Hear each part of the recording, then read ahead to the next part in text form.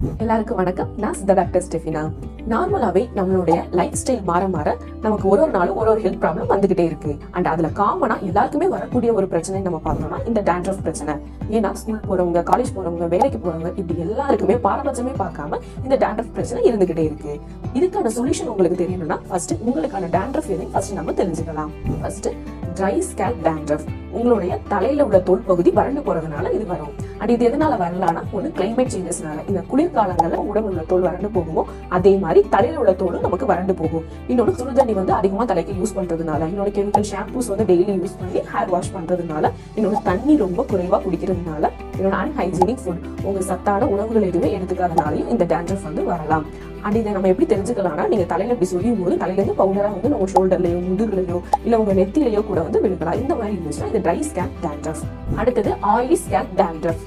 இது எதனால வரலாம்னா, இயற்கையாவே எல்லாருக்குமே நம்ம தலையில சீபம் அப்படிங்கிற ஒரு எண்ணெய் சுரப்பு இருக்கும். இது சில பேருக்கு அதிகமா சுரக்கும். அப்படி அதிகமா செக்ரீஷன் ஆகும் போது அங்க இருக்கிற ஒரு ஃபங்கஸ், மலேசியா அப்படிங்கிற ஒரு ஃபங்கஸ், ஒரு 3 ஃபங்கஸ் இப்போ அங்க இருக்குதுன்னா, இது எண்ணெய் சுரப்பு அதிகமாகும் போது அது போய் அந்த ஆயில சாப்பிட்டு அது ஒரு 10-15 இப்படி நிறைய ஸ்ப்ரெட் ஆக ஆரம்பிச்சிடும். இது என்ன பண்ணும், அதுல இருக்கிற டெட் செல் எல்லாமே நம்ம தலையில அப்படியே படிஞ்சிரும். இதனால நமக்கு அரிப்பு அதிகமா இருக்கும். அண்ட் நம்ம சொல்லும் போது நம்ம நகக்கண்ணில் மெழுகு மாதிரி ஒரு மாதிரி ஆயிலியா வெள்ளை கலர்ல நமக்கு தெரியும். இப்படி இருந்தா இது ஆயிலி ஸ்கேல்ப் டேண்ட்ரஃப். இது எதனால வரலாம்னா, ஸ்ட்ரெஸ் அதிகமா இருக்கிறவங்களுக்கு, தூக்கம் ரொம்ப குறைவா இருக்கிறவங்களுக்கு, அன்ஹைஜீனிக்கா தலையை வாஷ் பண்ணாம ஒரு 15 நாளைக்கு இல்ல மாசத்துக்கு ஒரு தடவை ஹேர் வாஷ் பண்றவங்களுக்கு, அண்ட் சொரியாசிஸ், எக்ஸிமா, இந்த மாதிரியான நேரத்திலையும் நம்ம ஸ்கேல்ப்ல ஸ்கேல்ஸ் மாதிரியான டேண்ட்ரஃப் இருக்கும். அது நம்ம ஸ்கின் வரைக்கும் கூட அது பரவ ஆரம்பிச்சிடும். அண்ட் ஹார்மோனல் இம்பேலன்ஸ் இருக்கிறவங்களுக்கு இந்த டேண்ட்ரஃப் இருக்கும். அடுத்தது இதுக்கான சொல்யூஷன் ட்ரை ஸ்கேல்ப் டேண்ட்ரஃப். இதுக்கு என்ன பண்ணலாம்னா, நிறைய தண்ணி குடிக்கணும். வாரத்துக்கு ஒரு தடவையாவது எண்ணெய் வச்சு குளிக்கணும்.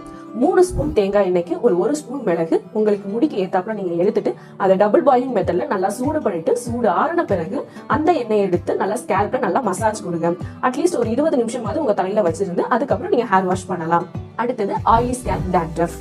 நிலவாரை பொடி, அதிமதுரம், இது ரெண்டையும் ஒரே அளவா எடுத்து பாக்ஸ்ல போட்டு நீங்க வச்சுட்டு, இதுல 1 ஸ்பூன் இல்ல உங்களுக்கு முடிக்கு ஏத்தாப்புல நீங்க எடுத்துட்டு சாதம் அடிச்ச கஞ்சியோட அதை மிக்ஸ் பண்ணி ஹேர் பேக்கா நீங்க போட்டுக்கலாம். ஒரு 1/2 hour கூட நீங்க போட்டுட்டு வரலாம். இது எதுவுமே எனக்கு பண்ண முடியல, நான் ஹாஸ்டல்ல இருக்கேன் அப்படின்னு நினைக்கிறவங்க தூர்வாதி தைலம்னு சித்த மருந்து கடைகள்ல கிடைக்கும். இந்த எண்ணெயை அட்லீஸ்ட் ஒரு 2 hours ஆகுது உங்க தலையில வச்சிருந்து நல்லா மசாஜ் பண்ணிட்டு ஹேர் வாஷ் பண்ணிட்டு வரலாம்.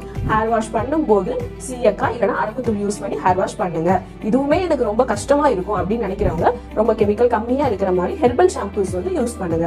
அதுல நிறைய ஆலிவேரா, செம்பருத்தி, இந்த மாதிரி ஹெர்பல் ஷாம்பூஸ் யூஸ் பண்ணி நீங்க ஹேர் வாஷ் பண்ணிக்கிட்டே வரலாம்.